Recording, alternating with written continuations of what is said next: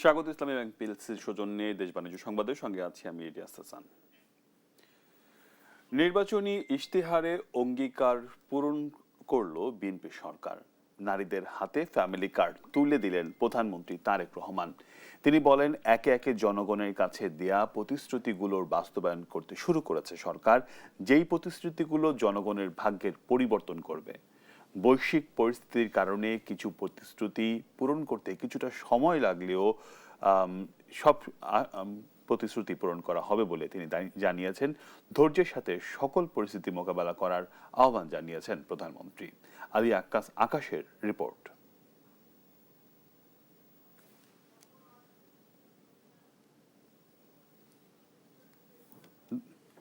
দর্শক, আমাদের হাতে এখনো প্রতিবেদনটি এসে পৌঁছায়নি, আমি পরবর্তী সংবাদে চলে যাচ্ছি।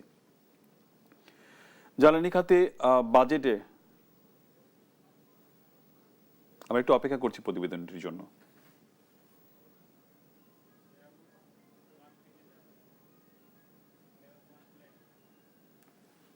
নারীর ক্ষমতায়ন, দারিদ্র্য দূরীকরণ, স্বাস্থ্য, শিক্ষা সহ মৌলিক অধিকার নিশ্চিতে ফ্যামিলি কার্ড কর্মসূচির বাস্তবায়ন করতে শুরু করেছে সরকার। মঙ্গলবার রাজধানীর বনানী টি&টি খেলার মাঠে আয়োজিত অনুষ্ঠানে ফ্যামিলি কার্ড কর্মসূচির উদ্বোধন করেন প্রধানমন্ত্রী তারেক রহমান। এই সময় কয়েকজন নারীর হাতে আনুষ্ঠানিকভাবে ফ্যামিলি কার্ড তুলে দেন প্রধানমন্ত্রী। রাজধানীর করাইল বস্তি, ভাসানটেক ও সাততলা বস্তি এলাকায় 15,000 পরিবারকে ফ্যামিলি কার্ড দেয়া হয়। প্রধানমন্ত্রীর লাল বাটন চাপার সঙ্গে সঙ্গেই প্রাথমিক পর্যায়ে 37,567 জন উপকারভোগীর অ্যাকাউন্টে মার্চ মাসের 2,500 টাকা ভাতা পৌঁছে যায়। প্রধানমন্ত্রী বলেন, নির্বাচনের আগে জনগণের কাছে দেয়া প্রতিশ্রুতিগুলো বাস্তবায়ন করতে শুরু করেছে তার সরকার। এগুলো জনগণের ভাগ্যের পরিবর্তন করবে।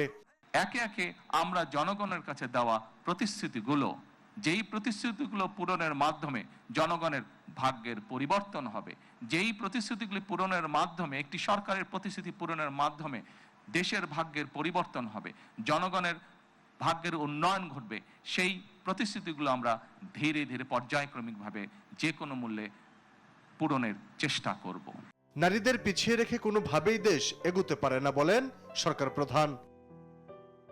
বাংলাদেশের জনসংখ্যার অর্ধেক জনসংখ্যা হচ্ছে নারী। আমরা দৃঢ়ভাবে বিশ্বাস করি, এই অর্ধেক জনসংখ্যাকে যদি আমরা পেছনে রাখি, এই অর্ধেক জনসংখ্যাকে যদি আমরা এম্পাওয়ার না করি, তাদেরকে যদি ক্ষমতায়ন না করি, শিক্ষা এবং অর্থনৈতিকভাবে তাদেরকে যদি ক্ষমতায়ন আমরা না করতে পারি, তাহলে অবশ্যই দেশকে কোনোভাবেই সামনে এগিয়ে নিয়ে যাওয়া সম্ভব না। বৈশ্বিক পরিস্থিতি তুলে ধরে ধৈর্য ধরে তা মোকাবেলার আহ্বান জানান প্রধানমন্ত্রী।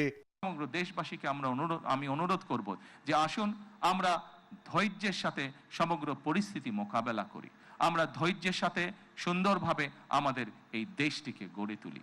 সারা দেশে 13টি জেলার 13টি সিটি কর্পোরেশন এবং বিভিন্ন ইউনিয়নের 15টি ওয়ার্ডে ফ্যামিলি কার্ডের পাইলটিং প্রকল্প বাস্তবায়ন করা হচ্ছে। আলী আকাশ, দেশ টিভি, ঢাকা।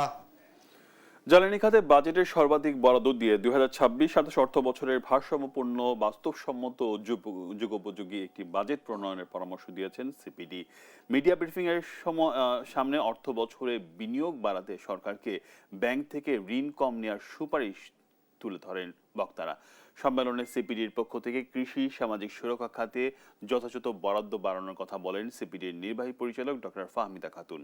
এ সময় এলডিসি নিয়ে যে সিদ্ধান্ত হোক, বাস্তবতা অনুধাবন করে প্রস্তুতি নেওয়ার কথাও বলেন তিনি। এছাড়া যুক্তরাষ্ট্রের সঙ্গে বাণিজ্য চুক্তির ফলে বাজেটের ব্যয় বৃদ্ধির আশঙ্কার কথাও তুলে ধরেন সিপিডি। যদিও মধ্যপ্রাচ্যে চলমান যুদ্ধ সহসাই বন্ধ না হলে মূল্যস্ফীতি আরও বাড়বে বলে জানায় সিপিডি। জাতীয় রাজস্ব বোর্ডকে বিশেষ করে কর প্রণোদনার বিষয়ে সতর্ক থাকতে হবে। কর বিরোধ নিষ্পত্তির জন্য যেটা অল্টারনেটিভ ডিসপিউট রেজলিউশন এডিআর ব্যবস্থা, এটাকে সক্রিয় করতে হবে। এবং আরেকটা হচ্ছে যে এইটা যদি আমরা করতে পারি, যেটা একটা এই যে কর বিভিন্ন ধরনের প্রণোদনা দেওয়া হয় এবং এডিআর কে সক্রিয় করলে আমাদের রাজস্ব আহরণ বৃদ্ধি পাবে, প্রশাসনিক জটিলতাও অনেকখানি কমবে। মধ্যপ্রাচ্যে যুদ্ধ শুরুর পর প্রথমবারের মতো সিঙ্গাপুর 27,204 টন ডিজেল নিয়ে চট্টগ্রাম বন্দর জেটিতে ভিড়েছে এমটি শিউচি নামের একটি ট্যাঙ্কার। আগামী এক সপ্তাহের মধ্যে আসবে আরও 4টি ডিজেলবাহী ট্যাঙ্কার। এসব ট্যাঙ্কারে 1,47,205 টন ডিজেল রয়েছে। বৃহস্পতিবার বন্দর পৌঁছানোর কথা রয়েছে এসটিপি থেমিস নামে আরেকটি ট্যাঙ্কার। এটিতে 30,484 টন ডিজেল রয়েছে। রাফেলস সামুরাই নামে আরেকটি ট্যাঙ্কার পৌঁছানোর কথা রয়েছে আগামী শনিবার। একই সময় বন্দরে পৌঁছানোর কথা রয়েছে চ্যাংহ্যাং হং টু নামের ট্যাঙ্কার। এই দুটিতে প্রায় 30,000 টন ডিজেল রয়েছে। যুদ্ধ পরিস্থিতিতে সংকট মেটাতে বাংলাদেশ ভারত পাইপলাইনের সর্বোচ্চ সদ্ব্যবহার করতে চায় ঢাকা। তাই আগামী 4 মাসের জ্বালানি মজুত রাখতে ভারত থেকে পাইপলাইনের মাধ্যমে 50,000 মেট্রিক টন ডিজেল আনার আনুষ্ঠানিক প্রস্তাব দিয়েছে বাংলাদেশ। এদিকে রোববার প্রথম ধাপে 5,000 মেট্রিক টন ডিজেল আনার চুক্তি হয়েছে, যা আজ বাংলাদেশে পৌঁছবে। অঙ্কন চৌধুরীর রিপোর্ট। মধ্যপ্রাচ্যের যুদ্ধ পরিস্থিতিতে দেশের জ্বালানি সংকট মোকাবেলায় নানা পদক্ষেপ নিয়েছে সরকার। মজুত স্বাভাবিক রাখতে এবং নিরবিচ্ছিন্ন সরবরাহ নিশ্চিত করতে সরকার জরুরি ভিত্তিতে ভারত থেকে ডিজেল আমদানি করছে। রোববার ভারতীয় হাইকমিশনার প্রণয় বার্মাকে বিষয়টি আনুষ্ঠানিকভাবে জানায় অর্থমন্ত্রী আমির খসরু মাহমুদ চৌধুরী। সরকারের পক্ষ থেকে ভারতের 2 প্রতিষ্ঠানে পাঠানো প্রস্তাবে আগামী 4 মাসের মধ্যে 50,000 মেট্রিক টন ডিজেল বাংলাদেশে সরবরাহের আহ্বান জানানো হয়। ভারতের আসামের নুমালীগড় রিফাইনারি থেকে বাংলাদেশের দিনাজপুরে আসছে 5,000 মেট্রিক টন ডিজেল। আজ মঙ্গলবারের মধ্যে এই তেল দেশে পৌঁছবে। বাংলাদেশ পেট্রোলিয়াম কর্পোরেশনের বাণিজ্য ও অপারেশন বিভাগের মহাব্যবস্থাপক মোহাম্মদ মোর্শেদ হোসেন আজাদ বিষয়টি নিশ্চিত করেছেন। গত বছরের 22 অক্টোবর অর্থনৈতিক বিষয় সংক্রান্ত উপদেষ্টা পরিষদ কমিটি পরিশোধিত জ্বালানি তেল ভারত থেকে আমদানির প্রস্তাব নীতিগতভাবে অনুমোদন দেয়। বিদ্যমান চুক্তি অনুযায়ী ভারতের নুমালীগড় রিফাইনারি থেকে বছরে 1,80,000 টন ডিজেল আনার কথা থাকলেও সম্প্রতি ঢাকা দিল্লি সম্পর্কের টানাপড়েনে তা বন্ধ ছিল। এতে মোট ব্যয় হবার কথা ছিল 1,462 কোটি টাকা, যার একটি অংশ বিপিসি এবং বাকি অর্থ ব্যাংক ঋণ থেকে আসার কথা ছিল। অঙ্কন চৌধুরী, দেশ টিভি, ঢাকা। ইরান যুদ্ধের জেরে তরলকৃত প্রাকৃতিক গ্যাস এলএনজি সরবরাহকারী মধ্যপ্রাচ্যের 3টি প্রতিষ্ঠান বাধ্যতামূলক বাংলাদেশের সঙ্গে চুক্তি স্থগিত করার ঘোষণা দিয়েছে। এর ফলে চরম অনিশ্চয়তার মুখে পড়তে যাচ্ছে দেশের এলএনজি আমদানি। এদিকে সংকট কাটাতে দ্বিগুণেরও বেশি দামে স্পট মার্কেট থেকে এলএনজি কিনছে বাংলাদেশ, ফলে বাড়তে পারে গ্যাস ব্যবহারের খরচ। বিস্তারিত প্রতিবেদনে। কাতারের রাস লাফান বন্দর থেকে 62,000 টন তরলকৃত প্রাকৃতিক গ্যাস এলএনজি নিয়ে চট্টগ্রামের উদ্দেশ্যে রওনা হওয়ার কথা ছিল লিব্রোথা নামের একটি ট্যাঙ্কারের। তবে হরমুজ প্রণালী বন্ধ ঘোষণা করায় ট্যাঙ্কারটি এখন পারস্য উপসাগরেই আটকে আছে। এলএনজি আমদানির ক্ষেত্রে বাংলাদেশ সবচেয়ে বেশি নির্ভর কাতারের ওপর। চলতি অর্থ বছরের ফেব্রুয়ারি পর্যন্ত এলএনজি আমদানির 65% এসেছে কাতার থেকে। হরমুজ প্রণালী বন্ধ থাকায় এরই মধ্যে ফোর্স মেজরের আওতায় দীর্ঘমেয়াদী চুক্তি স্থগিত করার ঘোষণা দিয়েছে বাংলাদেশে বড় এলএনজি সরবরাহকারী প্রতিষ্ঠান কাতার এনার্জি। ফলে এলএনজি আমদানিতে তৈরি হয়েছে অনিশ্চয়তা। এলএনজিটা তো পুরোটাই আমরা কাতার এবং ওমান থেকে আনছি, যেটা কাতারেরই গ্যাস, তারা ট্রেডার হিসাবে আমাদেরকে দেয়। তো কাতার সম্পূর্ণরূপে বন্ধ করে দিয়েছে। একটা আশা হলো দেখতে পাচ্ছি কালকে নাকি প্রথম কাতার একটি জাহাজে এলএনজি লোড করেছে। তো যুদ্ধ যদি দীর্ঘস্থায়ী হয় তাহলে শুধু যে বাংলাদেশ সাফার করবে তাই না, সারা বিশ্বেই এটার একটা মন্দাভাব আসবে। সংকট কাটাতে প্রায় দ্বিগুণেরও বেশি দামে স্পট মার্কেট থেকে এলএনজি আমদানি করছে সরকার, যা বাড়িয়ে দেবে বিদ্যুৎ ও গ্যাস খরচ। আজকে হোক কালকে হোক এর মধ্যে একটা এলএনজি একটা প্রবলেম হবেই, কারণ একটা হচ্ছে এইসব কারণে যদি না আসতে পারে ঠিক সময়, আরেকটা হচ্ছে যে দামের কারণে আমরা ওখানে কিনতে পারবো না ঠিকভাবে। বিশ্লেষকরা বলছেন বাংলাদেশ অভ্যন্তরীণভাবে প্রাকৃতিক গ্যাস সরবরাহ করে 70%, বাকি 30%-র জন্য আমদানি নির্ভরতা আছে। এলএনজি সংকট দেখা দিলে বাড়তে পারে লোডশেডিং, যানবাহনের গ্যাস সংকট, বন্ধ হয়ে যেতে পারে বহু শিল্প প্রতিষ্ঠান। গ্যাস কম দিয়ে লোডশেডিং হবে, ঢাকা শহরে লোডশেডিং বাড়বে, যেটা আমি মনে করি এত সংকটে পড়লে লোডশেডিং হতেই পারে। রিয়েল প্রবলেম হবে ইন্ডাস্ট্রিতে, সাংঘাতিক অসুবিধা হবে। চট্টগ্রাম বন্দরের তথ্য অনুযায়ী কাতার থেকে 1,26,000 টন এলএনজি নিয়ে আল জেরা ও আল জাসিয়া নামের 2টি জাহাজ মঙ্গলবার বন্দরে ভিড়েছে। সোমবার লুইসাইল নামের একটি জাহাজ পৌঁছেছে এবং বুধবার আল গালায়েল বন্দরের জলসীমায় পৌঁছাবে। সব মিলিয়ে এই 4 জাহাজে এলএনজি রয়েছে প্রায় 2,47,000 টন। রিয়াজ সেজান, দেশ টিভি, ঢাকা। বিশ্ববাজারে জ্বালানি তেলের দামে যে অস্থিরতা দেখা দিয়েছে তাতে কিছুটা কমে স্বস্তির বার্তা এসেছে। অপরিশোধিত তেলের দাম ব্যারেলে প্রতি প্রায় 120 থেকে $90 নেমে এসেছে। ইরান দ্রুত যুদ্ধ শেষ হচ্ছে, মার্কিন প্রেসিডেন্ট ডোনাল্ড ট্রাম্পের এমন মন্তব্যের পর জ্বালানির দর পতন ঘটেছে। তারপরও এশিয়া সহ বিভিন্ন দেশের তেলের পাম্পগুলোতে দেখা দিয়েছে হাহাকার। মাহমুদা মুক্তির রিপোর্ট। জ্বালানির জন্য পাম্পে দীর্ঘ লাইন, ঘন্টার পর ঘন্টা দাঁড়িয়েও মিলছে না চাহিদা মতো জ্বালানি, তার ওপর চড়া দাম। মধ্যপ্রাচ্যের যুদ্ধের ধাক্কা লেগেছে এশিয়া ইউরোপের পাশাপাশি যুক্তরাষ্ট্রের লস অ্যাঞ্জেলসের তেলের বাজারেও। পরিস্থিতি খুবই ভয়াবহ। তেলের দাম এত বেশি যে নিত্য প্রয়োজনীয় খরচ কাটছাট করতে হচ্ছে। তেল নিতে এসে সিদ্ধান্ত নিতে হয় গ্যাস কিনবো নাকি অন্য প্রয়োজনীয় জিনিস কিনবো।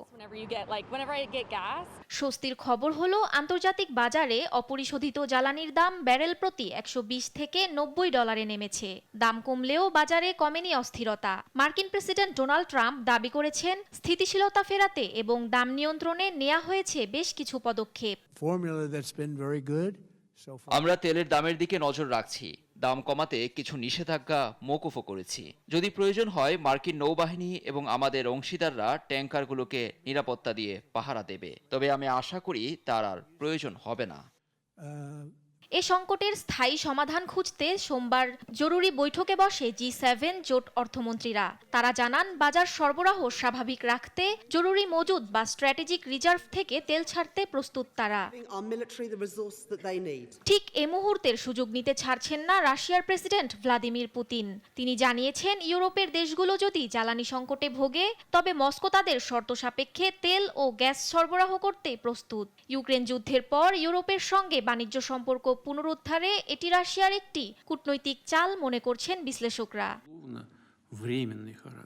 দাম কিছুটা কমলেও বিশ্ব অর্থনীতিতে এর প্রভাব এখনো গভীর। একদিকে যুদ্ধ, অন্যদিকে জ্বালানি নির্ভরতা, এ দুইয়ের দোলাচলে সাধারণ মানুষের জীবনে স্বস্তি ফিরতে কত সময় লাগে সেটি এখন বড় প্রশ্ন। মাহমুদা মুক্তি, নিউজ ডেস্ক, দেশ টিভি। ফিলিং স্টেশনগুলোতে আজও জ্বালানি তেলের সংকট দেখা দিয়েছে। ঘন্টার পর ঘন্টা লাইন দাঁড়িয়েও মিলছে না চাহিদা মতো তেল। তেল মজুদ থাকলেও বন্ধ রাখা হচ্ছে বেশ কিছু ফিলিং স্টেশন। তবে পাম্প মালিকরা বলছেন চাহিদা অনুযায়ী মিলছে না তেলের সরবরাহ। তেল সরবরাহ সমান সুযোগ চান তারা। AHM হিমেলের প্রতিবেদন। মধ্যপ্রাচ্যের যুদ্ধ অস্থির করে তুলেছে দেশের জ্বালানি বাজার। সরকারি রেশনিং পদ্ধতিতে দিলেও তা সংগ্রহ করতে বেশ ভোগান্তি পোহাতে হচ্ছে রাজধানী চালকদের। বাইকাররা 2 লিটার, ব্যক্তিগত গাড়ি 10 লিটার এবং জিপ ও ছোট খাবার ভ্যান 25 লিটার তেল দেওয়ার কথা থাকলেও তাও পাচ্ছেন না বলে অভিযোগ চালকদের। দীর্ঘ লাইনে দাঁড়িয়ে অসন্তোষ প্রকাশ করেন তারা। দেশের সরকার বলতেছে তেলের কোনো সংকট নেই, পর্যাপ্ত তেল মজুদ আছে, পাম্পের মালিকেরা ইচ্ছাকৃতভাবেই কাজগুলো করছে। কারণ এখন 200 টাকা তেলে অনেকেরই মানে এটা পর্যাপ্ত পরিমাণে না।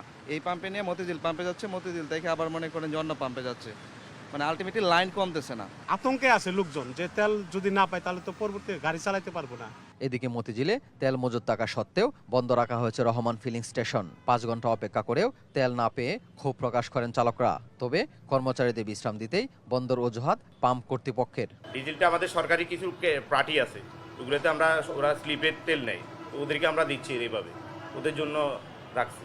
অন্যরা পাবে তেলে তো আছে সীমিত, যেমন রাত্রে আমরা আবার অন্য গাড়িগুলো সার্ভিস দিচ্ছি। ছটা থেকে সারা ঢাকা শহরের সব কটা পাম্প খুঁজছি, সব বন্ধ। পরে বললো এখানে 8টার সময় দিবে, 8টার পরে 9টা, এখন বাজে কটা, প্রায় 9:30 বাজে, এখনো বন্ধ তেল পাইনি। এই ভোর 4টা থেকে সিরিয়ালে আছি, এইভাবে করে আমাদেরকে মনে করেন হয়রানি করতেছে। আমি ভার্সিটিতে না যেয়ে সেরি করেছে লাইন ধরাইছি, এই লাইনে দাঁড়ানোর পরে যদি এরা এই পাশ দিয়ে ঢুকা যদি তেল নিয়ে নেয়, এটা কোন ধরনের নিয়ম ভাই? শনির আখড়ায় ফিলিং স্টেশনে ম্যানেজারের দাবি ডিপো থেকে তেল সংগ্রহের আবেদন জানালেও চাহিদা অনুযায়ী মিলছে না। তেল বন্টনে সবাইকে সমান সুযোগ দেওয়ার আহ্বান তার। অল্প অল্প পরিমাণে দিয়ে যদি চালানো রাখা যায়, আমরা সরকার যে রেশনিং পদ্ধতি দিছে, হ্যাঁ, যে পদ্ধতি আমাদের লিস্টে এখানে চার্ট করা আছে, টানানো আছে, প্রতিটা মেশিনের গায়ে লেখা আছে, আমাদের ইয়াটা করা আছে। আমরা রেশনিং পদ্ধতি কাস্টমারদের বুঝিয়ে দিব, কিন্তু সরকার যদি প্রতিটা পাম্পে দিয়ে দেয় তাহলে এই ঝামেলার মধ্যে পড়তে হয় না। সরকার জ্বালানি তেলের সরবরাহ ও পর্যাপ্ত মজুদের বিষয়ে আশ্বস্ত করলেও মাঠে কেন সংকট তা তদারকির দাবি নগরবাসীর। হিমেল, দেশ টিভি, ঢাকা। একটা বিরতি নিচ্ছি, দেখছেন দেশ বাণিজ্য। আবার স্বাগত, দেখছেন দেশ বাণিজ্য। লম্বা সময় পর দেশের বাজারে কমেছে পেঁয়াজের দাম। 2 সপ্তাহের ব্যবধানে প্রায় অর্ধেক দামে বিক্রি হচ্ছে প্রতি কেজি পেঁয়াজ। এতে ক্রেতাদের মধ্যে স্বস্তি ফিরলেও মিশ্র প্রতিক্রিয়া দেখা গেছে বিক্রেতাদের মধ্যে। মাকদুরা মিতির প্রতিবেদন। গেল কয়েক সপ্তাহের ঊর্ধ্বগতির পর দেশের বাজারে হঠাৎ করে কমতে শুরু করেছে পেঁয়াজের দাম। 2 সপ্তাহ ব্যবধানে কেজি প্রতি পেঁয়াজ বিক্রি হচ্ছে প্রায় অর্ধেক দামে। 2 সপ্তাহ আগে 60 থেকে 70 টাকা কেজিতে বিক্রি হওয়া পেঁয়াজ এ সপ্তাহে নেমে এসেছে 30 থেকে 35 টাকায়। আকস্মিক এই দরপতনে স্বস্তি ফিরেছে ক্রেতাদের মধ্যে। কেজি পেঁয়াজ 30 টাকা দিনতে আসি, ভালো লাগছে, খাইতে আসি। এখন তো দাম বেশি হয়েছে, আর আঙ্গুর দেওয়ার সম্ভাবনা না। পেঁয়াজের দাম কমছে, ভালো। গত সপ্তাহে নিচে আমি 200 টাকা পাল্লা, আজকে নিলাম আবার 150 টাকা পাল্লা। তবে খুচরা ও পাইকারি বিক্রেতাদের মধ্যে দেখা গেছে মিশ্র প্রতিক্রিয়া। দাম কমায় অনেকেই বিক্রি বাড়ার কথা বললেও কেউ কেউ বলছেন ভিন্ন কথা। নরমাল প্যাক যেটা আছে এটা বিক্রি হইতেছে না, ওই বেটার হলে বই দিছে। আমাদের জন্য কোনো ক্ষতি নাই, আমাদের জন্য 100 টাকা কেজিতে বেচলো, আমরা 5 টাকা কেজিতে লাভ করবো, আর যদি 50 টাকা কেজি বেচি 5 টাকা লাভ করবো। দাম কমার কারণ হিসেবে ব্যবসায়ীরা বলছেন চাহিদার তুলনায় বেড়েছে পেঁয়াজের যোগান। পেঁয়াজ এবার আমদানি বেশি, তো মানে খেতে হয়েছে বেশি, এরপরে অনেক পেঁয়াজ রাখি হয় না, রাখি হইলে আর একটু দাম বাড়বে। আমদানি হলো আপনার অতিরিক্ত বেশি, যার ফলে কাস্টমার হলো কম, তাই ওইটার লাগি আপনার বাজার গেছে কমিয়া।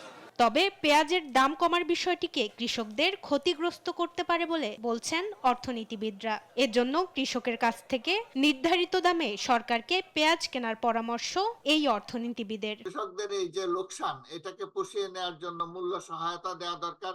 বিশেষ করে পেঁয়াজের দাম নির্ধারণ করা দরকার এবং নির্ধারিত মূল্যে যাতে সরকার 3 থেকে 4 লাখ টন পেঁয়াজ কিনে নেয়, পরে যখন পেঁয়াজের দাম বেড়ে যায় অপেক্ষাকৃত কম দামে বাজারে বিক্রি করা, এবং তাতে করে আমাদের পেঁয়াজের উৎপাদনকারী তারা যেমনি ভাবে লাভবান হবে, কনজিউমার যারা, ভোক্তা যারা, তারাও লাভবান হবে। বাজার পরিস্থিতি স্বাভাবিক রাখতে কৃষক ও ক্রেতাদের মধ্যে মূল্যের সমন্বয় থাকা জরুরি বলেও মনে করছেন এই অর্থনীতিবিদ। মাকদুরা মিতি, দেশ টিভি, ঢাকা। দর্শক, এবারে দেখে নিচ্ছি শেয়ার বাজারের এখনকার পরিস্থিতি কিরকম আছে।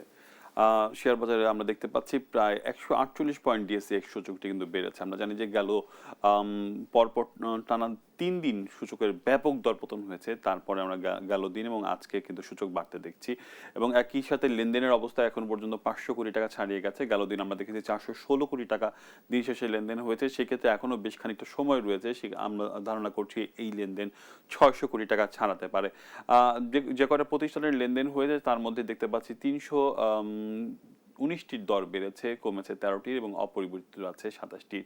এখনো পর্যন্ত যে সকল প্রতিষ্ঠানগুলো টপ ট্রেডে উঠে এসেছে তার মধ্যে দেখতে পাচ্ছি রেকিট বেনকিজার রয়েছে প্রথম অবস্থানে, দ্বিতীয় অবস্থানে রয়েছে ম্যারিকো বাংলাদেশ এবং তার পরের অবস্থানে রয়েছে ইউনিলিভার। অর্থাৎ তিনটি ভালো প্রতিষ্ঠান, রেকিট বেনকিজার এবং কর্পোরেট প্রতিষ্ঠানগুলোকে কিন্তু এই তালিকায় দেখতে পাচ্ছি এবং ইস্টার্ন ক্যাবলস রয়েছে দ্বিতীয় অবস্থানে, তৃতীয় অবস্থানে রয়েছে বার্জার পেইন্ট।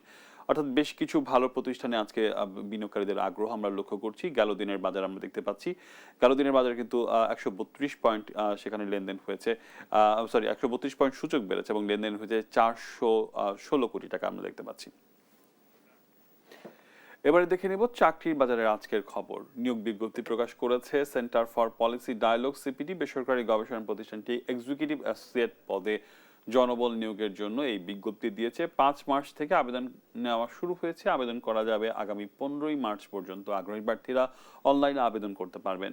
এছাড়া নিয়োগ বিজ্ঞপ্তি প্রকাশ করেছে এসএমসি এন্টারপ্রাইজ লিমিটেড। প্রতিষ্ঠানটির ফিনান্সিয়াল রিপোর্টিং বিভাগের ডেপুটি অ্যাসিস্ট্যান্ট ম্যানেজার পদে জনবল নিয়োগের জন্য এই বিজ্ঞপ্তি দিয়েছে। 8 মার্চ থেকে আবেদন নেওয়া শুরু হয়েছে। আবেদন করা যাবে আগামী 28 মার্চ পর্যন্ত। আগ্রহী প্রার্থীরা অনলাইনে আবেদন করতে পারবেন। দর্শক, এই ছিল ইসলামী ব্যাংক পিএলসির সৌজন্যে দেশ বাণিজ্য সংবাদে। পরের বুলেটিন দেখার আমন্ত্রণ রইল। দেশ টিভির সঙ্গে থাকুন।